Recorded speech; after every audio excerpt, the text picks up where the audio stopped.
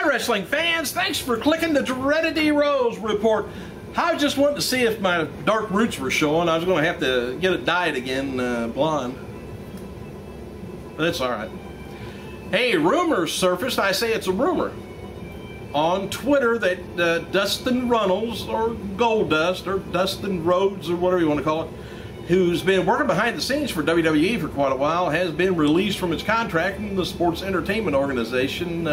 He also began promoting a Twitter account last week, a new one. It's at D Rhodes _ says. Want to check it out? Maybe he'll tell you on there whether he did or not. He ought to know. And further suspicion to his status is that the company WWE.com transferred his profile from the Raw Superstar page section over to the Alumni section on Friday. Organization hadn't issued a comment concerning or a statement or anything saying anything about his release. It's just the rumor and speculation. May 3rd episode of TNA's Impact Wrestling scored a 0.98 cable rating with about 1,400,000 viewers. I think that's about where they've been for the last few weeks. It's been down, at least it didn't go down any further. And TNA, I haven't said anything about this for a year or so. TNA's All Wheels Wrestling Project. You might remember that. They pushed it for a while. Anyway, it was filmed last year and passed on by the Speed Network and then handed off to Fuel TV as a potential project for them. Once Fuel brought on their UFC programming, the decision was made that they didn't want any kind of pro wrestling on the network. So AEW is still being shopped around to other networks. May still happen. And regarding future Ring King shows over in India, their status depends there on the Endemol and Colors network, which was carrying the show, whether they want to order another season or not. And there's been ongoing discussions about a new season, but nothing confirmed yet. I'll let you know. And there's also been discussions about doing similar seasons locally in other countries. Apparently, if it goes over good there, it'll go over anywhere, huh? Alright, this I just can't believe. It makes me think that wrestling's fake. Late Friday night, illusionist Chris Angel, which is fantastic, he tweeted a photo of himself and Triple H and Stephanie McMahon with him at his Believe show. That's Chris Angel's show at the Luxor and Casino in Vegas. Anyway, however, the King of Kings was conspicuously not wearing his arm in a sling after WWE.com announced earlier in the evening that he would be requiring surgery after Brock's vicious application of the Kimura lock on his left arm on Raw Super Show. But to explain Triple H appearing uninjured alongside his wife, and Angel, the official Twitter feed of WWE Insider, stated Saturday morning that he was wearing a brace on his left arm in the photo opportunity that he had. However, the alleged brace was not visible as the gang had his left arm behind Angel in both photographs, not mentioning that he was wearing, not also to mention that he's wearing a long sleeve shirt covering the, the brace. So, okay, I believe you, duh. Sheamus, he's going to be defending his World Championship against Alberto Del Rio May 20th at Over the Limits. The Mexican grappler victorious over Sheamus April 6th SmackDown. Guaranteed him a future World Heavyweight Championship match. Other matches include on the event. The event is John Cena taking on John Laurinaitis, and WWE Champion CM Punk taking on Daniel Bryan. Anyway, today, please make a note of this. Today marks the 10th anniversary of WWE. What? Been around longer than that, ain't it? No, it ain't.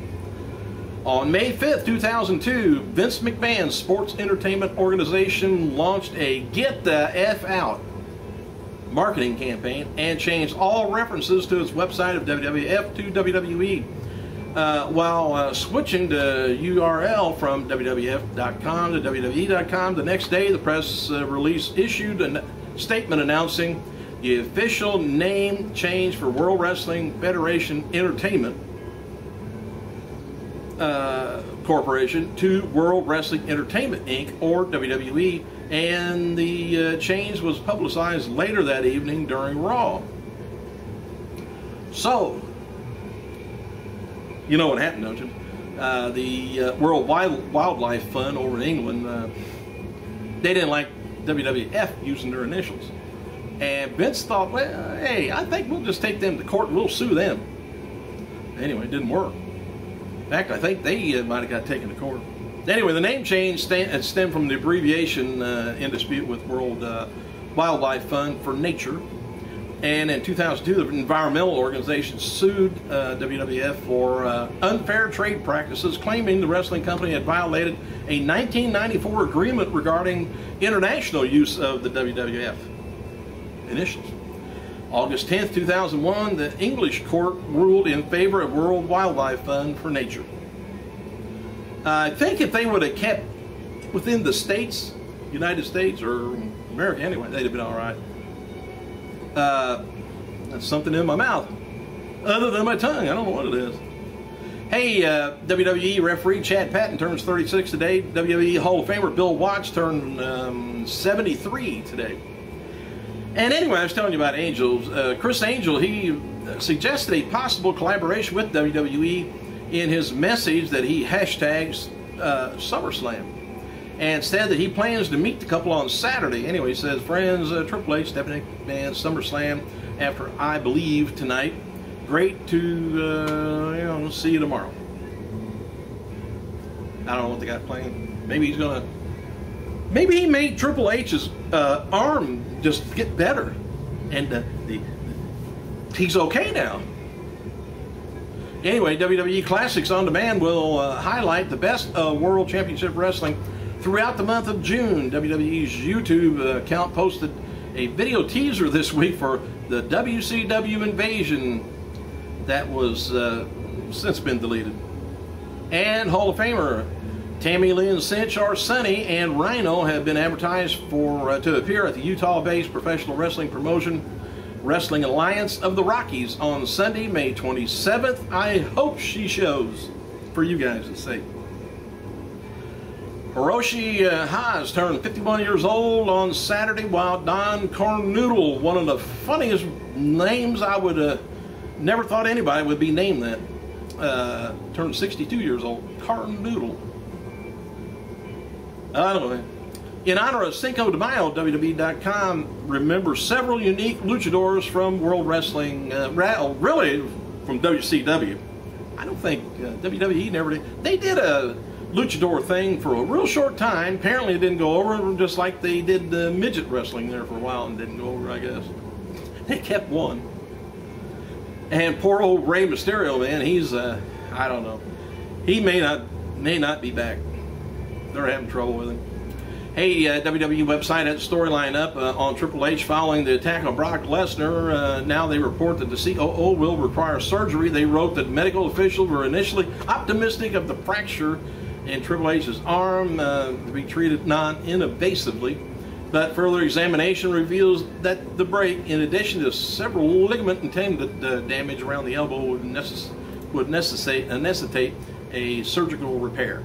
As of this writing, though, it's not yet known whether the board of directors is going to respond to this sinister assault or what the consequences will be on the former UFC champion.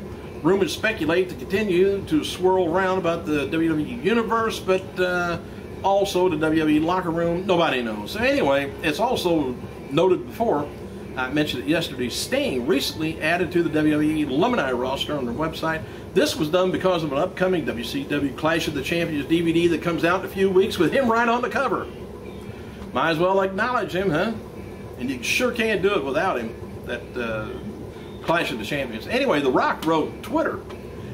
He wrapped filming Pain and Gain yesterday, and now he's in New Orleans finishing up G.I. Joe 2. I thought he was done with it. After John Laurinaitis took personal day off from the past Friday's SmackDown, WWE has a new article up looking at the agenda and motives of the executive administrator, Eve Torres.